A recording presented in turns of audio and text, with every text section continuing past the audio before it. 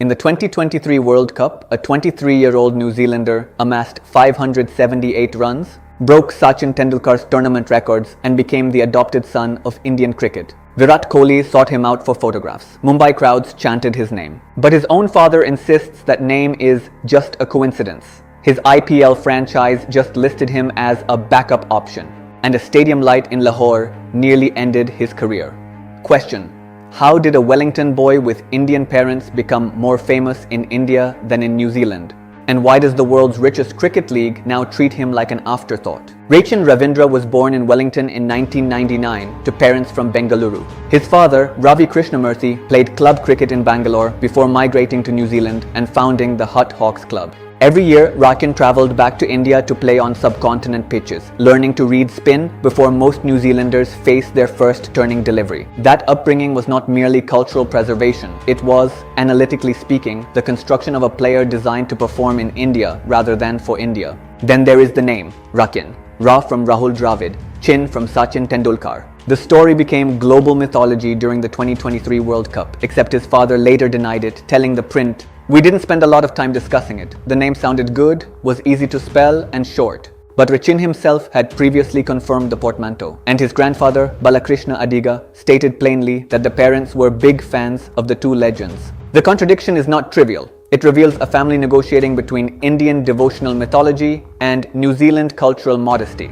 One version sells newspapers, the other avoids the burden of destiny. Both versions, however, placed Rachin at the center of a narrative he did not author. The 2023 World Cup turned that narrative into a religion. He amassed 578 runs in 10 innings, including 3 centuries at an average of 64 and a strike rate above 106. He drew level with Kane Williamson as New Zealand's highest single edition run scorer. More importantly, he did it in India, against spin, in conditions that historically exposed New Zealand batters. The Indian public did not merely applaud him, they adopted him. He was the living answer to a question Indian cricket had never asked. What if Sachin and Rahul had produced a son, and that son played for the wrong country? But here is where the story fractures. Chennai Super Kings paid 1.8 crore rupees for him at the 2024 IPL auction.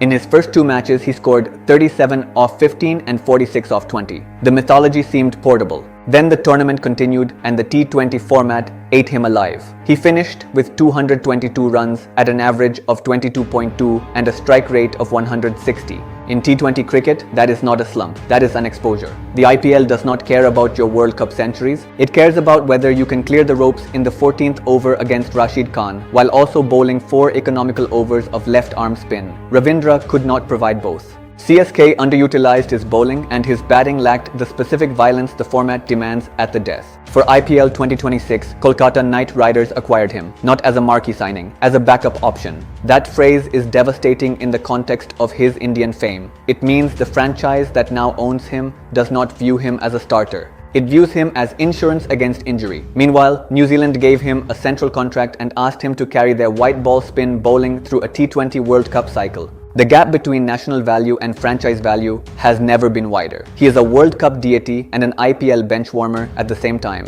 And the dissonance is tearing at his professional identity. The physical toll is adding pressure. In February 2025, during the Champions Trophy at Gaddafi Stadium, he misjudged a catch under poor lights and took a brutal hit near the eye. The PCB faced backlash over infrastructure standards. For a player whose entire value is tied to his ability to read the ball early and play spin, an eye injury is not just medical, it is existential. He returned later in the tournament with 112 against Bangladesh, a knock that knocked Pakistan out and sent New Zealand into the semi-finals. Then, at the T20 World Cup 2026, he finished as New Zealand's leading wicket taker with 12 wickets at 12.41. And took a stunning catch in the final against India that briefly lit up social media. New Zealand lost that final. Ravindra's individual brilliance again ended in collective silver, and the Indian fans who once worshipped him were left wondering why he could not replicate his 2023 form when it mattered most. Analytically, what we are seeing is a player caught between 2 economies that value entirely different skills. The World Cup economy rewards narrative, longevity, technical purity against spin, and the ability to build an innings. The IPL economy rewards instant impact, power hitting, death over bowling, and multi-phase utility compressed into 20 overs. Ravindra was built for the former by his father's annual pilgrimages to Bengaluru club cricket. He was never built for the latter. The flash-in-the-pan accusation that followed his 2024 T20 World Cup struggles was not wrong in its observation, but it was wrong in its conclusion. He is not a flash. He is a fire that only burns in specific atmospheres. The problem is that cricket's financial future is being written in T20 leagues, not 50-over World Cups. And a player who cannot monetize the short format will eventually find his national contract is the only currency he has left. So the question is this: should Rachin Ravindra accept his identity as a World Cup specialist and ignore the IPL's downgrade, or should he force himself to become a T20 mercenary and risk losing the technical purity that made him a god in India? Let me know your thoughts below. And stay tuned, because our next deep dive is on Shamar Joseph, the Guyanese security guard who took 7 wickets to humiliate Australia at the Gabba, and who is now being asked to resurrect a dead West Indian fast bowling tradition with his bare hands.